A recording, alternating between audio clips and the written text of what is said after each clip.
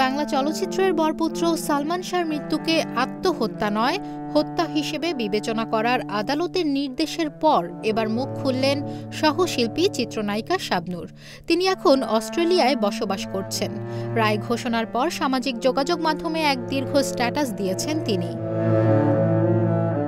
জানান, এই মামলায় তার নাম জড়িয়ে বিভ্রান্তিকর প্রচারণা চালানো হচ্ছে, যা সম্পূর্ণ মিথ্যা ও উদ্দেশ্যমূলক। শাবনূর লিখেছেন, অনেকেই এ বিষয়ে আমার মন্তব্য জানতে চাইছেন, তবে যেহেতু বিষয়টি বর্তমানে আদালতে বিচারাধীন তাই শুরুতে এ নিয়ে কিছু বলতে চাইনি। কিন্তু দুঃখজনকভাবে লক্ষ্য করছি কিছু ব্যক্তি অসৎ উদ্দেশ্যে সালমান শাহ সংক্রান্ত মামলার সঙ্গে আমার নাম জড়িয়ে বিভ্রান্তিকর তথ্য ছড়াচ্ছেন। আমার সম্পর্কে ভিত্তিহীন এসব গুজব ও অপপ্রচারের তীব্র নিন্দা জানাচ্ছি। তিনি আরও লিখেছেন, সালমান শাহ ছিল আমার অত্যন্ত প্রিয় সহ অভিনেতা।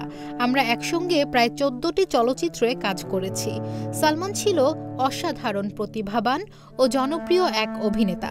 নিঃসন্দেহে বলতে পারি তার সঙ্গে কাজ করে আমার চলচ্চিত্র ক্যারিয়ার আরও উজ্জ্বল হয়েছে। শাবনূর বলেন, সালমানের অকাল মৃত্যুতে আমি ব্যক্তিগতভাবে গভীরভাবে ক্ষতিগ্রস্ত হয়েছি।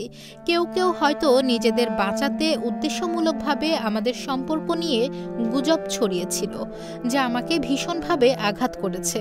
তবে আজও আমি স্পষ্ট করে বলতে চাই, সালমান শাহ কিভাবে মারা গেছেন তা আমি সত্যিই জানি না। আমি শুধু তার মৃত্যুর সঠিক তদন্ত ও ন্যায় বিচার প্রত্যাশা করি। অভিনেত্রীর ভাষায়, সন্তান হারানোর বেদনা যে কত কষ্টের তা সালমানের মা নীলা আন্টির আহাজারি দেখলেই অনুভব করা যায়। আমি তার প্রতি আন্তরিক সহমর্মিতা জানাচ্ছি এবং সালমান শাহর আত্মার মাগফিরাত কামনা করছি। উল্লেখ্য, দীর্ঘ 29 বছর পর সালমান শাহের আত্মহত্যা মামলা এখন হত্যা মামলা হিসেবে পরিচালিত হচ্ছে। অন্যদিকে 21 অক্টোবর রমনা থানায় সালমান শাহর মৃত্যুর ঘটনায় নতুন করে একটি হত্যা মামলা দায়ের করা হয়েছে।